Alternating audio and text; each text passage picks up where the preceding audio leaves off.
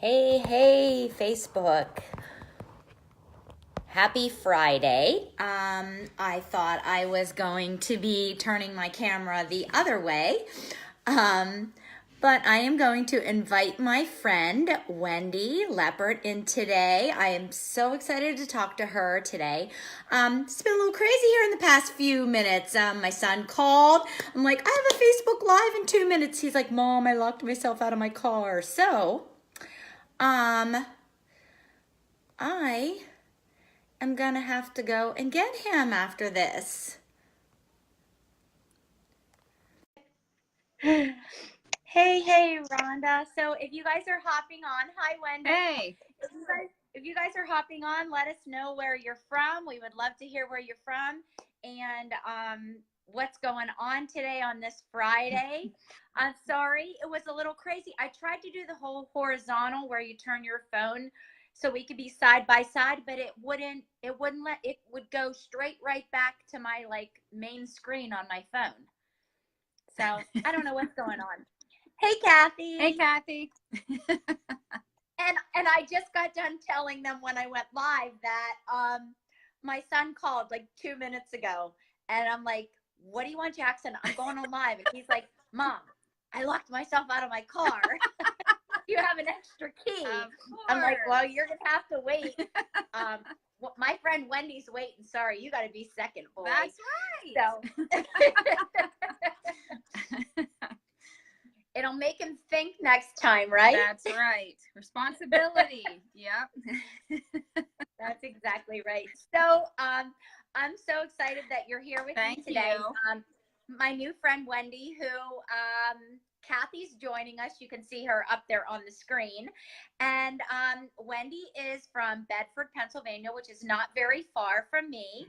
And we met through a Facebook post, which she's going to tell you all about today. Mm-hmm. Wendy is an awesome mom of 4 kids. And I don't even know why I didn't realize that you had an older boy, but you have a son who's 20 mm-hmm. and 3 daughters, 18, 11, and 8. Wow. I just said to her, you have been momming for a long time, but you know what? My son's 22, so I guess we've both been about the same time being a mom for a while. Yeah, I have a couple more straggling behind, whereas you're a little bit more. Yeah, I went for the dog. I went right in for the dog. I was like, I have 2 boys. I don't know how my luck's going to go here. So, yeah, the original plan was for us to have 2, a boy and a girl, and we did. But when my girl stepped on the bus for kindergarten, I was like, there's no more babies around. I don't like this. So instead of a dog, I went for another kid. Hey, listen, sometimes they're the same because I still, when we go away, I still have to find people to watch the dog. It's basically the same. Oh, yeah. So, yeah. Except where the dog doesn't talk back to you. That's right. That's right. Hey, Paula. My friend Paula's joining us. Hey, Paula. So Wendy and I are going to talk today, one about True Body and Soul, which is what I put for the title, but then we have some other interesting surprises we're going to share with you, some things that, some reasons why Wendy and I met, and also we're going to talk a little bit about what she has going on in her life right now since she's kind of changed things up in the past couple months. So do you want to tell them a little bit about your story? Sure. I can start with probably 2 or 3 years ago. I was an accountant and I was working in an office and I loved my job. I loved the people that I worked with. It was I never woke up in the morning dreading going to work. I looked forward to going to work because I loved the people that I worked with. But God was nudging me. I could feel this nudge. I didn't understand at the time that it was God nudging me. I honestly didn't understand what was going on, why all of a sudden I had this change of heart. But I remember I was sitting in my office and I was looking out the window and I thought there's got to be more to life than this. I'm just sitting here at this office staring at a computer screen. Like all of a sudden I felt this need to just stop being closed into an office and just get out there. And so I prayed to God. I'm like, God, please use me in some way, get me out there, however you see fit. And I thought, if he wants me here in this office, then there's a reason for that. And I'm fine with that. But deep down, I knew that there was just something nudging me to get out of that setting. So after a couple months, my mom and I opened a cafe in our hometown. It was called the River Cafe because I wanted it to be, of course, a Christian cafe. And I thought, there's a lot of references to going down by the river to pray. Jesus is the living water. So we named it the River Cafe. We had a verse on the back of our shirts. We had Christian pictures up on the wall. We played K-Love. We loved it. We really loved it. And we met so many nice people that we wouldn't have met if we would have never opened the cafe. But it was almost exactly 2 years that we had the cafe. Just actually a couple of weeks ago, we sold it, and my health, it was too much on just the two of us. So I have to see a cardiologist. I am having a couple issues, but I'm not real sure it is my heart. I think it was just a lot of stress, but we had to get out. It was just the two of us, and we just couldn't do it anymore. It was a hard decision because I felt so strongly God led us to open that cafe. But at the same time, that same nudge I felt when I was in the office, I was feeling it in the cafe. Like he had something else planned for me. And the more I've been reading and studying on like devotionals, the more I understand that I think the cafe was just a stepping stone for him to get me where he wants me to be. He'll put you in a place that he wants you, and then it starts to feel familiar and comfortable. And then he's like, okay, I have something larger for you.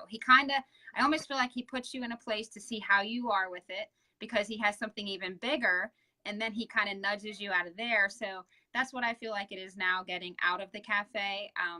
It was tough. I'm going to miss the people, but I know there's a reason that we had it. The friendships made with the conference that we're going to talk about. We had it at a church here in Bedford. I never would have known the pastor of that church if I hadn't had the cafe. That's where I met him. So I know it all happens for a reason. So now we don't have the cafe, and I have my True Body and Soul Ministries. I felt the nudge a couple months ago. I was flipping through on Facebook and something popped up. It said Beth Moore Ministries. And I stopped and I'm like, that's what I need to do. Like it just hit me. Like I need to have a ministries, but what do I do with it?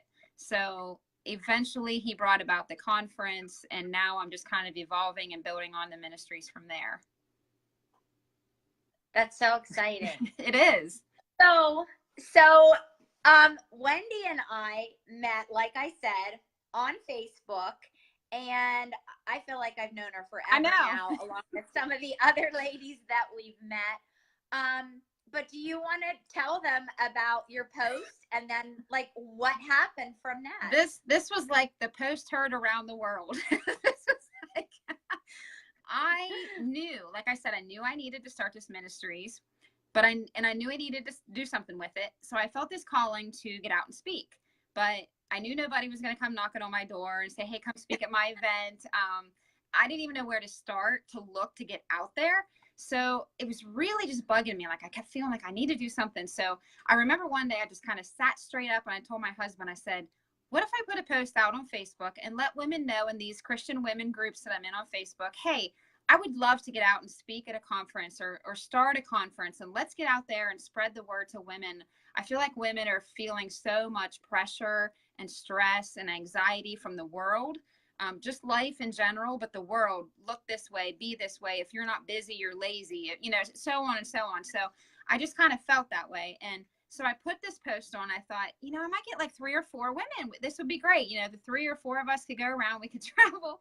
Within a day, I had 54 women. I just kept, my phone kept ding. I'm like, you're never going to believe this. There's another one. There's another one. There's another one. I'm keeping a list. And it was so exciting. And now our group is up to like 75, I think. And that's how I met all of you ladies. And here you're only like 2 hours away from me.